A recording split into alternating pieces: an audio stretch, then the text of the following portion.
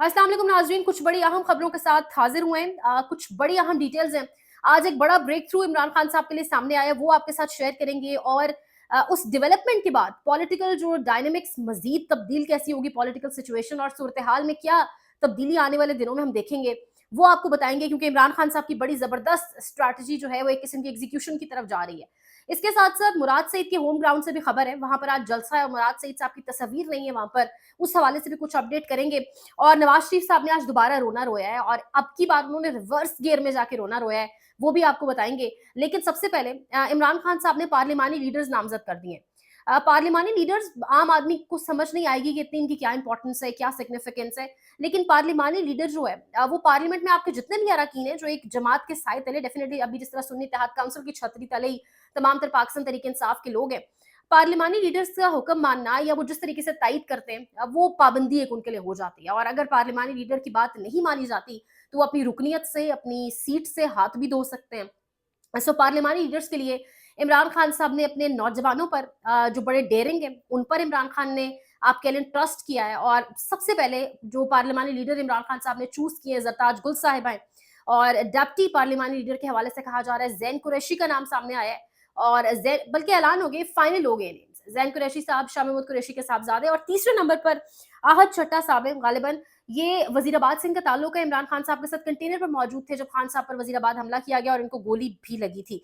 सो ये नाम सामने आ चुके, फाइनल हो चुके। एक बड़ी खबर मेरे पास ये है कि अक्सर इस चीज पर तज्जिया तबसरा होता रहा और फवाद चौधरी साहब का एक बड़ा दिलचस्प तबसरा मौजूद है कि इमरान खान और फजल रहमान जब मिल बैठेंगे, जब हाथ मिलाएंगे तो वो क्यामत की निशानियों में से एक होगा। और फिर कुछ लोगों को हमने ये कहते सुना कि अगर इमरान खान और फजल रहमान ने इस टाइम ये जो एहतजाजी मुजाहमती तहरीक है ये शुरू कर दी तो मामलात बहुत मुश्किल हो जाएंगे, खासकर इस हुकूमत के लिए, इस हुकूमत के हैंडलर्स के लिए। फजल रहमान साहब को कुछ रिजर्वेशन थी, हम देख रहे हैं काफी टाइम से बातचीत चल रही थी, मामलात दिखाई दे रहे थे कि चल रहे हैं। फजल रहमान को कुछ रिजर्वेशंस थी, कुछ कंसर्न्स थे, कुछ इनसिक्योरिटीज थी और उन्होंने वो तमाम तर चीजें कन्वे करवाई इमरान खान साहब तक। और खान साहब ने गंडापुर साहब को भी कहा, ऑल्दो बेशक उन्होंने कहा आप हल्के की सियासत कर रहे हैं, आप मुखालिफिन है, ओपोनेंट्स है, बट यहाँ पर आप जो है वो भी हाथ होला रखें क्योंकि मामलात किसी और तरफ जा रहे हैं। तो गंडापुर साहब को भी समझाया बुझाया खान साहब ने। फिर खान साहब तक पैगाम पहुंचा फजल रहमान साहब का कुछ इनसिक्योरिटीज के हवाले से, तो खान साहब ने उनको भी एड्रेस किया और वापस पैगाम भी पहुंचाया, खुसूसी पैगाम पहुंचाया। और उसके साथ ये भी कहा कि आपकी जितनी इनसिक्योरिटीज है, कंसर्न्स हैं, वो बिल्कुल दूर हो जाएंगे। यानी एक बहुत बड़ा जो ब्रेक थ्रू है वो ये होने जा रहा है कि वाकईतन इमरान खान और फजल रहमान साहब जो हैं वो इकट्ठे इस मज़ाहमती तहरीक को बाकायदा तौर पे सड़कों पे लाने वाले हैं। किस तरीके से चैनलाइज होगा वो देखना बड़ा इंपॉर्टेंट है। इसको मैं इंपॉर्टेंट क्यों कह रही हूँ, क्योंकि मौलाना फजल रहमान वो शख्स हैं, आप उनकी नीयत पर अभी भी शक कर सकते हैं। यू नेवर नो कि वो आज ये काम कर रहे हैं, कल वो किस साइड पे होंगे। उन्होंने कभी उसूलों की सियासत पाकिस्तान में की नहीं है। उसकी सबसे बड़ी मिसाल ये है, जिसको मैं कनेक्ट कर रही हूँ दूसरी बात से भी, कि मौलाना फजल रहमान हर उस सेटअप का हिस्सा होते हैं, चाहे वो डिक्टेटरशिप का सेटअप हो, चाहे वो किसी आमिर के साथ खड़े होना हो, चाहे वो किसी किसी भी हुकूमत का जो है नुमाइंदा बनना हो, किसी भी सेटअप में फिक्स होना हो। मौलाना साहब हमेशा फिक्स हुए। उनके बड़े घर वालों के साथ ताल्लुकात भी देखने को मिले, पावर हेडक्वार्टर्स के साथ। तो यानी उनके पास बहुत सारे राज हैं। और मौलाना ने ये जिक्र किया भी था कि जिस दिन मैंने सीने में जो चीजें वो खोल दी तो मामलात बड़े मुश्किल हो जाएंगे। मौलाना ने पिछले दिनों बड़ी सख्त तकरीर की। उन्होंने कहा कि आप वर्दी उतार कर सियासत में आ गए तो फिर हम पे भी लाजिम नहीं कि हम उस वर्दी का एहतराम करें, क्योंकि आप वर्दी उतार के सियासत में आए। सो इस किस्म की बातें मौलाना कर रहे हैं।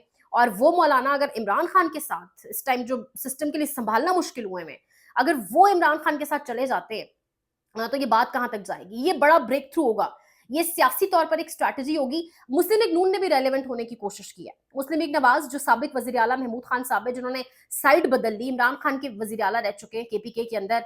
और वो आपको जानते हैं कि उनकी और परवेज खटक की हालत क्या हुई है। और हम जानते हैं कि वो जो नई बनाई गई थी पीटीआई, परवेज खटक के जेर सरपरस्ती, उसकी क्या हालत है। और महमूद खान साहब तो इलेक्शन में भी खड़े नहीं हुए। अब नून लीग रेलेवेंस शो करने के लिए, रेलेवेंट होने के लिए उसने क्या किया है, उसने महमूद खान साहब से जाके मुलाकातें शुरू कर दी हैं। वफ्द के अंदर तारिक फजल चौधरी भी मौजूद थे। यानी नून लीग के लिए नून लीग को उनसे हाथ मिला के क्या मिल जाएगा। नून लीग की अपनी क्या वक़्त और हैसियत है केपीके के अंदर, और महमूद खान साहब की क्या है। तो समझ आता है दोनों का हाथ मिलाना। लेकिन ये मौलाना और खान वाली स्टोरी आगे चल के आपको बहुत सारी चीजें समझ आएंगी, आपको साथ साथ एक्सप्लेन करेंगे। सवात में जलसा, इमरान खान का एक बहुत बड़ा वफादार, जिसको कहते हैं पार्टी का एक एक आप कह लें जानशीन, इमरान खान का बड़ी जगह पे इस चीज को लोग कोट करते हैं। ऑल्दो खान साहब ने कभी अपने मुंह से नहीं कहा, एक आध बार कहा भी बहुत पहले, बट मुराद सईद और इमरान खान के अहकामात के ऊपर वो रूपोश हैं।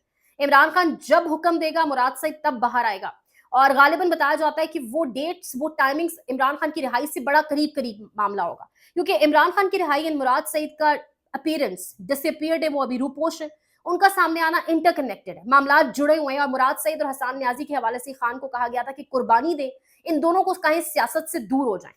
تو مراد سعید کی آج تصاویر سوات جلسے میں نہیں دکھی، لوگ آ رہے ہیں جوک در جوک، اور جب تک ویلاگ آئے گا پرابیبلی اچھا خاصی ایک بڑی تعداد جمع ہو چکی ہوگی۔ پاکٹ ہے پاکستان تحریک انصاف کی، اچھی تعداد میں لوگ ہوں گے۔ روات سے سوات چلا گیا جلسہ، اس کے پیچھے بھی الگ کہانی ہے، لیکن سوات جلسے میں مراد سعید صاحب کی تصاویر نہیں ہے موجود۔ اب دیکھنا ہی ہوگا کہ مراد سعید صاحب نے اپنی جگہ جس کینڈیڈیٹ کو ٹکٹ دلوایا، وہ جو جیت کر ان کی کرسی پہ آیا، وہ تقریر میں کیا بات کرے گا مراد سعید کے حوالے سے، ان کی خدمات کے حوالے سے، ان کی قربانیوں کے حوالے سے، یا یہ بھی پاسبل ہے کہ مراد سعید خود بذریعہ آڈیو کوئی تقریر کریں۔ دیکھنی ہوگی، بڑی امپورٹنٹ چیز ہوگی۔ نواز شریف نے آج رونا رویا ہے، اور یہ رونا پچھلے تمام تر رونوں سے مختلف ہے، یعنی ریورس گیئر لگ گیا۔ باجوہ اور فیض کا نام لیتے تھے، آج انہوں نے مشرف کا نام لیا ہے۔ آج کوئی باجوہ نہیں، کوئی فیض نہیں، سب کا ادب، سب کا احترام، یس سر، یس باس۔ آج انہوں نے نام لیا ہے جی مشرف کا۔ انہوں نے کہا سب سے محفوظ کام یہی ہے، سب سے سیفسٹ طریقہ یہی ہے، جو ڈکٹیٹر اب ہے ہی نہیں دنیا میں، اس کا نام لے لو۔ وہ کہہ رہے ہیں کہ 1990 کے رونے انہوں نے روئے، اور کہہ رہے ہیں کہ نہ میں اس وقت ملک چھوڑ کر گیا تھا، نہ میں آج ملک چھوڑ کر گیا ہوں، مجھے بھیجا گیا۔ یعنی نواز شریف صاحب، میاں صاحب، خان صاحب کو بڑی آفرز ہوئی ہیں، بڑا ان کو کہا گیا آپ جائیں، ان کے حوالے سے تو کہا جاتا ہے طیارہ بھی کھڑا تھا، تو وہ تو نہیں گئے ملک چھوڑ کر، آپ بھی نہ جاتے، زبردستی تو کسی نے جہاز میں نہیں بٹھایا تھا، لیکن آپ ہمیشہ آپ نے فوقیت دی ملک سے باہر بیٹھ کر چیزوں کو دیکھنے کی، ملک کے اندر بیٹھ کر نہیں، ملک سے باہر بیٹھ کر بھی صرف ایک تقریر یا ایک خطاب یا ایک media talk and that's it, اس کے بعد پیغام آتا ہے اور آپ ڈر جاتے ہیں۔ سو نواز شریف صاحب، آپ کی سیاست کی ریالٹی یہی رہ گئی ہے کہ آپ ایک کینسر سروائیور سے الیکشن ہار چکے ہیں، یاسمین راشد کی کرسی پر آپ براجمان ہیں، لیکن آپ کی جو اندر سے ایک ضمیر ہوتا ہے وہ آپ کو آوازیں دے بھی رہا ہے، شاید ملامت کر بھی رہا ہے، لیکن آپ نہیں سن پا رہے ضمیر کی آوازیں، کہ آپ ایک ایسی کرسی پر بیٹھے جس کا آپ سے کوئی لینا دینا ہی نہیں۔ آپ اپنے ہوم ٹاؤن سے، آپ کی سیاست دفن ہو چکی ہے، آپ کی سیاست ختم ہو چکی ہے، لیکن اور اس کا بڑا ثبوت اس سے کیا ہوگا کہ آپ اپنی حکومت جس نے گرائی ہے، ابھی موجودہ تناظر میں بات کریں، نواز شریف اور قاضی فائز عیسیٰ صاحب کی ایک ہی پالیسی ہے، دیکھا جائے وہ بھی پرانی چیزیں اٹھا کے لے آتے ہیں، موجودہ فسطائیت پر بات نہیں کرتے۔ میاں صاحب نے بھی جو بھی ریسنٹ حکومت ان کی گری اس پر بات نہیں کی، باجوہ یا فیض پر، انہوں نے بات کی تو کس پر کی؟ مشرف طور پر۔ یہ پاکستان میں سیاست دانوں کی جو ہے وہ طریقہ کار ہے سیاست کرنے کا، دیٹس ہاؤ اٹ ورکس، اور پھر معاملات کس طرف جاتے ہیں ہم سب جانتے ہیں۔ مزید اپڈیٹس دیں گے، آپ کی سپورٹ چاہیے، قیمتی رائے کا اظہار کریں، لائک شیئر سبسکرائب، اپنا خیال رکھیں، اللہ نگہبان۔